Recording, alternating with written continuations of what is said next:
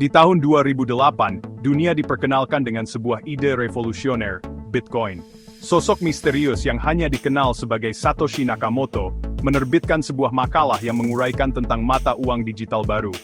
Mata uang ini tidak akan dikontrol oleh bank atau pemerintah manapun. Bitcoin akan terdesentralisasi, bergantung pada jaringan komputer. Jaringan ini akan menggunakan kriptografi untuk mengamankan transaksi dan memverifikasi kepemilikan. Identitas asli Satoshi Nakamoto masih menjadi misteri hingga saat ini. Ada yang berspekulasi bahwa itu mungkin nama samaran untuk sekelompok individu. Yang lain percaya bahwa itu adalah satu pikiran yang brilian. Siapapun mereka, ciptaan mereka telah memberikan dampak yang besar bagi dunia. Teknologi yang mendasari Bitcoin, blockchain, juga telah menginspirasi banyak inovasi lainnya. Hari-hari awal Bitcoin ditandai dengan diskusi teknis dan eksperimen. Pengembang dan penggemar kriptografi tertarik dengan desainnya yang elegan dan potensi revolusionernya.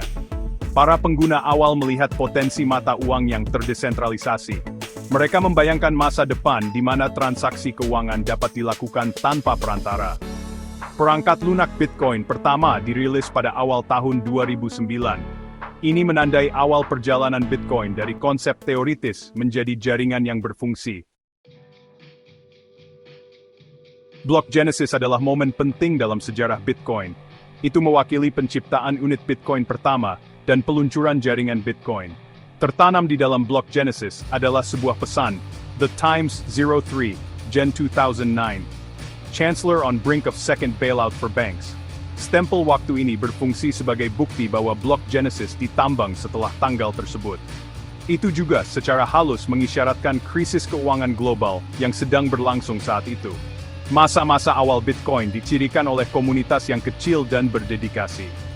Para pengguna awal ini sangat antusias dengan potensi Bitcoin untuk mengganggu sistem keuangan tradisional. Mereka menghabiskan waktu berjam-jam untuk mengembangkan perangkat lunak, menambang Bitcoin, dan menyebarkan berita tentang mata uang digital baru ini. Transaksi sering dilakukan melalui forum dan komunitas online. Salah satu transaksi Bitcoin awal yang paling terkenal terjadi pada Mei 2010. Seorang programmer bernama Laszlo Hanyecz membeli 2 pizza menggunakan 10.000 Bitcoin. Peristiwa ini sekarang dirayakan sebagai Hari Pizza Bitcoin. Pada saat itu tampak seperti hal baru. Hari ini menyoroti pertumbuhan yang luar biasa dalam nilai Bitcoin. Seiring dengan semakin populernya Bitcoin, bursa baru dan dompet online bermunculan. Platform ini mempermudah orang untuk membeli, menjual, dan menyimpan Bitcoin. Semakin banyak orang menggunakan Bitcoin, semakin berharga jadinya.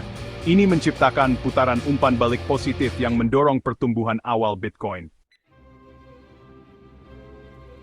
Meningkatnya popularitas Bitcoin membawa tantangan baru.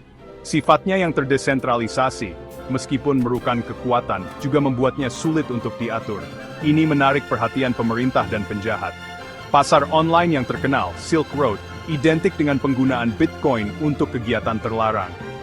Meskipun Bitcoin sendiri tidak ilegal, penggunaannya di pasar seperti itu menimbulkan kekhawatiran. Kisah Silk Road meningkatkan pengawasan terhadap Bitcoin.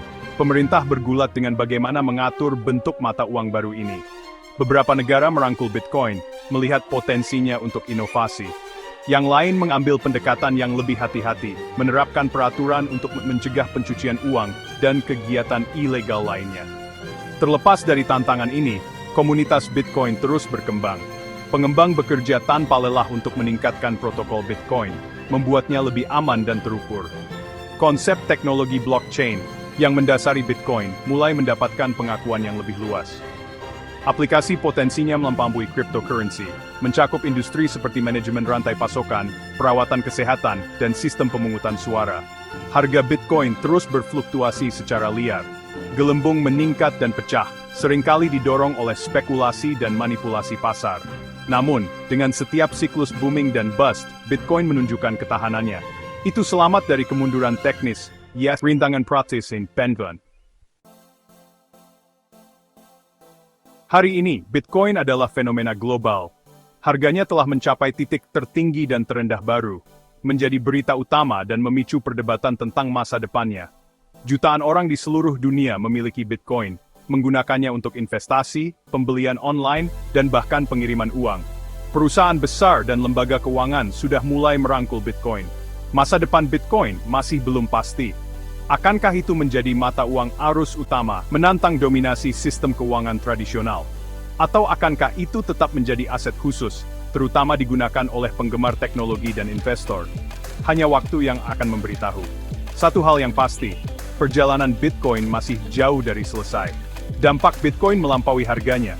Ini telah memicu percakapan global tentang sifat uang, peran teknologi dalam keuangan, dan kekuatan desentralisasi. Ini telah menginspirasi banyak cryptocurrency dan proyek blockchain lainnya, mendorong gelombang inovasi di sektor teknologi keuangan. Apakah Bitcoin berhasil atau gagal sebagai mata uang? Warisannya sebagai pengganggu teknologi dan sosial tidak dapat disangkal.